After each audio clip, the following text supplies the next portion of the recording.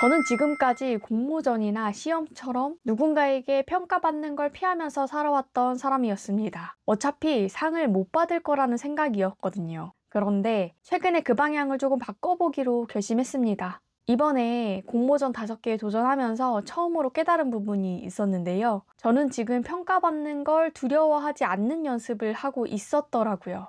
변화를 앞두고 제 인생을 바꾸는 습관을 하나씩 만들어가고 있는 중입니다. 그 이야기를 여러분들에게 해드리려고요. 용기 내서 오늘도 공개해드립니다. 반갑습니다. 오늘도 성장하는 모임을 하는 동네 언니입니다. 오늘은 100가지 일감 따오는 미션 중 하나로 공모전 5개에 도전을 하게 됐습니다. 보통 결과가 한 달 정도 뒤에 나오는 대회들로만 신청을 해서 한 달 뒤에 영상을 찍을까도 고민을 했었는데요. 그 전에 기록을 남겨두는 것도 좋을 것 같아서 이렇게 카메라를 켰습니다. 오늘은 여러분들에게 평가를 받는 것을 두려워하지 않는 마음에 대해서도 이야기를 해보고자 합니다. 만약 한 달 뒤에 당선이 된다면 어떻게 당선이 되었는지 꿀팁 위주로 성공 영상을 찍어볼 예정이고요. 만약 실패하게 된다면 그 부분도 솔직하게 실패한 이야기를 담아보려고 합니다. 솔직히 얘기하면요. 저는 상복이 있는 스타일은 아닙니다. 대회에서 상을 타본 기억이 거의 없습니다. 글을 쓰는 건 좋아했는데요. 솔직히 말하면 공부를 잘하는 편은 아니었습니다. 예전에 문득 스쳐 지나가는 기억을 더듬어서 올라가 보니까 선생님이 글을 쓰는 사람은 언어 점수도 높아야 된다고 했던 기억이 났거든요. 점수가 높지 않으면 글을 잘 쓰는 사람이 아니라고 말씀한 적이 있었는데 그 말에 더 주눅이 드는 거예요. 아니, 책 읽는 거 좋아하면 됐지. 언어 점수가 그렇게 높아야 돼? 라고 반항심도 좀 들었습니다. 그런데 그 당시에 저희 학년 때부터 예체능반이 생겼다 보니까 제가 문해창작반에서 글 쓰기도 했었거든요. 그런데 선생님이 하도 막 그런 얘기를 하니까 나는 글을 잘 쓰는 사람은 아니다 보다 라는 생각이 자연스럽게 머릿속에 박혔던 것 같아요. 그래도 초등학교 저학년 때는 공부하는 걸 진짜 좋아해서 취미가 공부였거든요. 대회도 많이 나가고 상도 잘 받았었는데 점점 고학년이 되니까 어차피 대회에 나가도 상도 타지 못할 거라는 생각이 들어서 아예 도전 자체를 하지 않게 되었습니다. 반대로 저희 언니는 그림을 그렸거든요.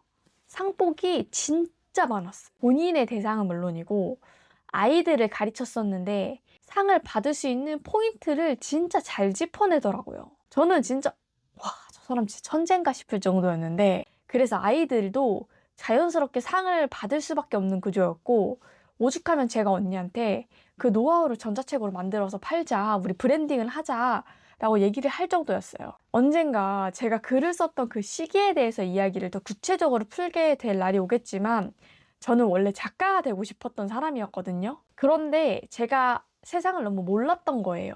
작가는 글만 쓰면 되는 줄 알았던 거죠. 그때는 공부를 열심히 하다가 사춘기가 오면서 완전히 공부를 놓고 글만 쓰던 시기가 있었어요. 그러다 보니 자연스럽게 점수는 바닥을 칠 수밖에 없었던 거죠. 그런데 고등학교 2학년 후반쯤부터 갑자기 마음속에 공부가 너무 하고 싶어지더라고요. 그 당시에 제가 썼던 노트를 발견을 했어요. 이거 진짜 보물이 있거든요. 제가 이렇게 공부를 했던 부분들을 이렇게 써놨더라고요. 별걸 다 써놨는데 하나만 읽어드리자면 명언을 좀 썼던 것 같아요. 신은 역경을 주어 위대한 사람을 단련시킨다. 위대한 사람은 때로는 역경을 반긴다. 신은 자신을 인정하고 사랑하는 자들에게 역경을 주어 단련하고 시험하고 훈련시킨다.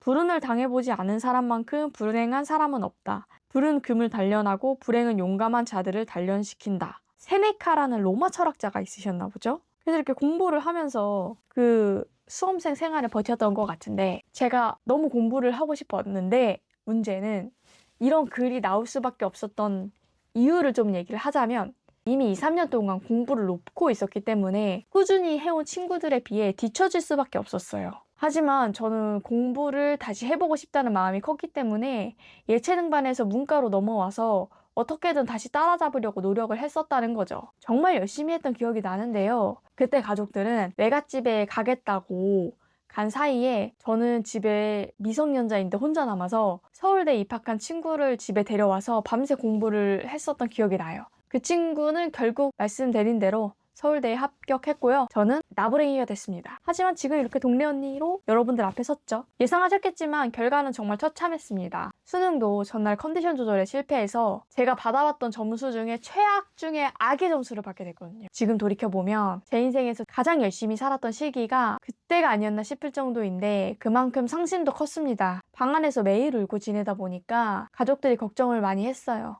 결국 출가해서 대학을 다니고 있던 언니에게까지 연락이 갈 정도였다고 하더라고요. 엄마가 너무 걱정이 돼서 연락을 했었대요. 그때는 정말 너무 힘들고 너무 충격이 커서 이제 내 인생은 끝났다 생각까지 했었습니다. 그래서인지 수능날이 다가올 때마다 몇 년 동안 계속 마음이 허하고 우울감에 사로잡혀 있어서 수능날 그쯤에 수능 시험을 보는 학교 근처를 지나치는 것도 힘들어 했었어요. 그런데 그때를 돌이켜보면 아직 경험이 많지 않았고 무엇보다 그 당시에 저는 자존감이 높지 않았거든요. 이 이야기도 언젠가는 더 자세히 풀 날이 오겠지만 생각을 해보면 그날이 빨리 올 것 같다는 생각도 드는데 여하튼 그때 저에게 그 경험은 정말 견디기 힘들 만큼 큰 실패였습니다. 등급으로 모든 노력이 결정되는 상황이 억울하기도 했고요. 세상이 너무하다는 생각도 했었던 것 같아요. 스스로를 향해 나는 머리가 좋지 않은 사람인가 보다 라는 생각까지 되었던 것 같습니다. 지금은 그렇게 생각하지 않습니다. 사람이 어디 지식만으로 살아가는 세상인가요? 그때의 실패의 경험 안에만 머물러 있었다면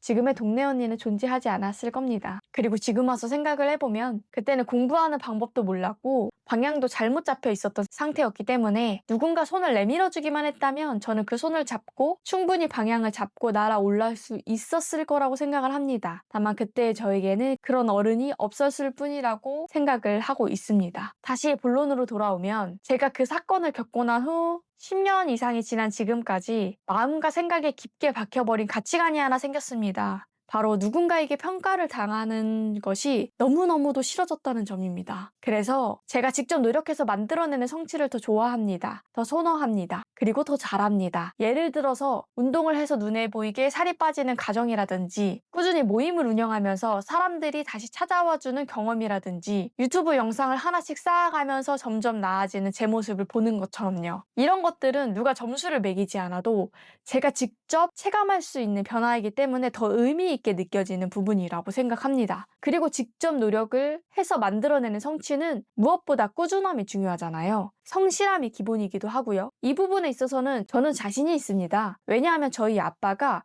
성실함의 대명사 같은 분이시거든요. 저는 그 모습을 보면서 자라왔습니다. 그 성향을 그대로 물려받았거든요. 저희 아빠는 근무하시는 동안 단 한 번도 지각을 하신 분이 아닙니다. 지금까지 약속 시간을 정말 철저하게 지키시는 분이에요. 예를 들어 우리 3시 10분에 보기로 했으면 그 시간에 정확하게 맞춰서 옵니다. 3시 10분이면 그 자리에 서 있습니다. 그만큼 시간에 대한 기준이 명확하신 분이시고 그런 모습을 보면서 자라다 보니 저 역시 어떤 상황에서도 성실함을 기반으로 움직일 수밖에 없습니다. 그래서 이 꾸준함이라는 걸 강점으로 앞으로 더 키워나갈 수 있는 사람이라는 확신을 가지고 있습니다. 그래서 저는 그 장점을 살려서 제가 좋아하는 방향으로 지금의 동네 언니를 만들어 오기도 했습니다. 그리고 제가 원하는 캐릭터대로 동네 언니를 만들어 왔어요. 그런데 어느 날 문득 수동적으로 주어지는 흐름을 따라가는 게 아니라 능동적으로 일감을 만들어 오는 부분도 고민해 봐야겠다는 결정을 내리게 되었습니다. 이 부분은 여러분들도 알다시피 유튜브를 시작하게 되었던 시점을 지나서 좀 후회된 일이기 때문에 이 마음을 결정을 한 지가 얼마 안 된 부분이라는 것을 알고 계실 겁니다. 이런 과정을 겪으면서 자연스럽게 스스로를 돌아보는 시간을 역시나 갖게 되었고 그 과정에서 객관적으로 제 안에 있던 진짜 마음의 소리를 조금 더 선명하게 듣게 되었습니다. 저는 돌이켜보니까 지금까지 제가 불편하게 느꼈던 것들을 꽤 많이 피해왔더라고요. 예를 들어 모임을 하면서도 건강하게 돈에 대한 이야기를 충분히 할 수 있는 상황이었는데 왠지 돈 이야기를 하면 안 될 것 같고 꺼려진다는 생각이 들었던 거예요. 그런데 가만히 생각을 해보면 돈이 있어야 내가 사랑하는 사람들을 지킬 수 있고 내가 원하는 선택을 하면서 살아갈 수 있다는 여지도 생기는 거잖아요. 그런데 왜 저는 그 부분을 계속 피하고 있었을까 스스로에게 그런 질문을 하게 되었습니다. 그리고 공모전에 도전하는 것도 마찬가지입니다. 저는 스스로 상복이 없는 사람이라고 생각을 했기 때문에 대회에 나갈 수 있는 환경이 있어도 일부러 나가지 않았던 거죠. 그런데 작년에 저희 언니가 공모전을 가져오면서 이건 너가 나가면 딱일 것 같아. 꼭 나가봐. 너는 이거 할 수 있어. 라고 이야기를 했었어요. 그때 저는 바쁘다는 핑계로 계속 미루다가 마지막 날이 되어서야 시간을 억지로 해서 제출을 했습니다.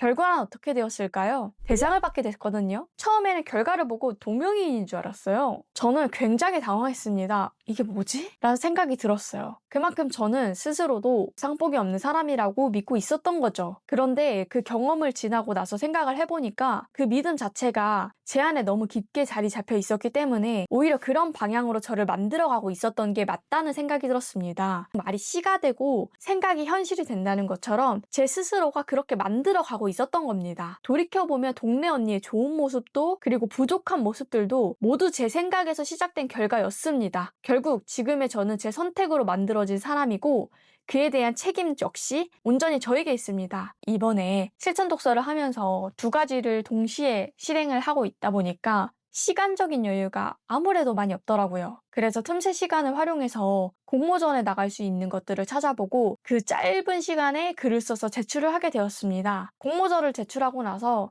오랜만에 아는 지인을 좀 만났어요. 거의 처음으로 따로 시간을 내서 만난 자리였거든요. 제가 결혼을 앞두고 있으니까 그 전에 한번 마지막으로 보자 라는 생각으로 만든 자리였는데요. 그분은 저를 어릴 때부터 알고 있었던 저보다 3살 연상이었던 분이었어요. 그 자리에서 제가 공모전에 도전했다는 이야기를 꺼냈고 지금까지의 모든 이야기를 하진 않았지만 평가받는 걸 그렇게 좋아하는 스타일은 아니어도 이번에 그냥 편한 마음으로 한번 내봤어요 라고 얘기를 했어요. 당선되면 너무 좋은 거고 아니면 그냥 해본 거였어 마인드야 라고 얘기를 했죠. 그랬더니 그분이 이렇게 얘기를 하더라고요. 아, 너 지금 평가받는 걸 두려워하지 않는 연습을 하고 있구나. 너 진짜 리스펙하다 라고 하더라고요. 그 말을 듣고 순간 깨달았습니다. 아, 내가 지금 평가받는 연습을 하고 있는 거구나. 이전과는 다른 선택을 하고 있고 그만큼 나라는 사람이 성장을 하고 내가 생각하는 마인드로 바뀌어 가려고 생각과 몸이 그렇게 적응을 하고 있구나라는 생각이 들었습니다. 앞서 말씀드렸다시피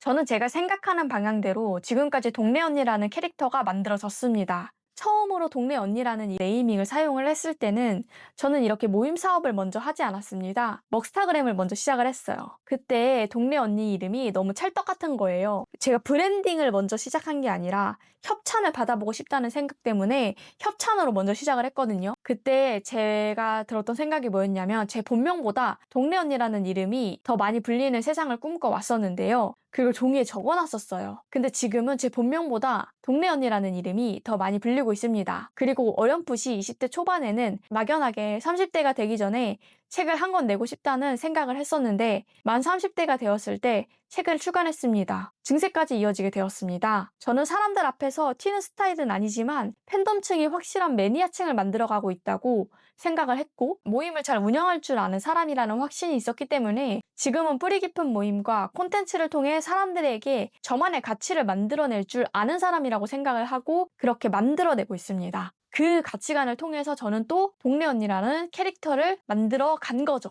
그렇게 저는 제가 예상하고 제가 생각한 대로 동네 언니라는 캐릭터가 만들어졌다고 생각을 했기 때문에 이전과는 또 다른 캐릭터를 만들어 봐야겠다고 결정을 한 겁니다. 저는 감사가 많은 사람입니다. 그런데 감사를 표현할 때 소중한 사람들한테 맛있는 것 하나라도 더 사줄 수 있는 여유를 가지고 싶습니다. 저는 그런 여유를 누리며 살고 싶고요. 무엇보다 제가 사랑하는 사람들을 지키고 싶습니다. 그리고 저 자신을 더 사랑해주고 싶습니다. 그래서 저는 정도를 지키면서 건강하게 돈을 사랑할 것이고 그 방향 안에서 대차게 성공할 겁니다. 그리고 그렇게 동네 언니라는 캐릭터를 만들어 갈 것이고 그런 부분을 유튜브 안에서 빠르게 실패하는 모임으로 성장하고 도전하는 과정을 오픈하겠다고 결심을 했습니다. 이런 생각을 확고하게 하고 나니까 그동안 쳐다보지도 않았던 공모전들이 눈에 들어오기 시작하더라고요. 제 안에 있던 사고 회로가 조금씩 바뀌고 있는 과정이라고 느껴졌습니다. 왜냐하면 이전에는 거부감부터 들었는데 지금은 오히려 내고 부담감이 없어졌거든요. 내고 나서 결과에 어찌됐든 난 다음 행동을 하자 하고 있더라고요. 그래서 모든 사람에게 인생을 바뀌는 습관은 다 다를 거라고 생각을 합니다. 왜냐면 지금 제 영상을 보는 사람들도 모두 성격이 다르잖아요. 그처럼 인생을 바뀌는 습관도 모두가 다를 거라고 생각을 하거든요. 저한테는 지금 제가 완전히 제 뿌리까지 바뀌기 위해서 저에게 필요한 것은 평가를 두려워하지 않는 모습이 저에게는 인생을 바뀌는 습관이라는 거죠. 저에게 진짜 필요했던 습관이 저에게 결국 성공하기 위해서는 평가받는 것을 두려워하지 않는 연습이 필요하다는 점을 알게 되었던 거고, 그래서 지금 저는 제 인생을 바꾸는 습관을 하나씩 만들어가고 있는 중이라고 생각을 합니다. 그래서 결과와 상관없이 이 인사이트를 여러분들과 나누고 싶어서 영상을 켰습니다. 결과야 어떻게 나오든 이 과정 자체가 저에게는 이미 의미 있는 변화라고 생각을 합니다. 한 달 뒤에는 그 결과까지 솔직하게 담아서 이야기를 다시 해보려고 합니다. 오늘 영상이 지금 도전 앞에서 망설이고 있는 분들에게 작은 계기가 되었으면 좋겠습니다. 오늘도 한 걸음 더 성장하는 여러분이 되었으면 좋겠습니다. 이 영상을 마무리하고 오늘도 저는 또 성장하러 가도록 하겠습니다. 저희 다음 영상에서 뵙도록 하겠습니다. 안녕!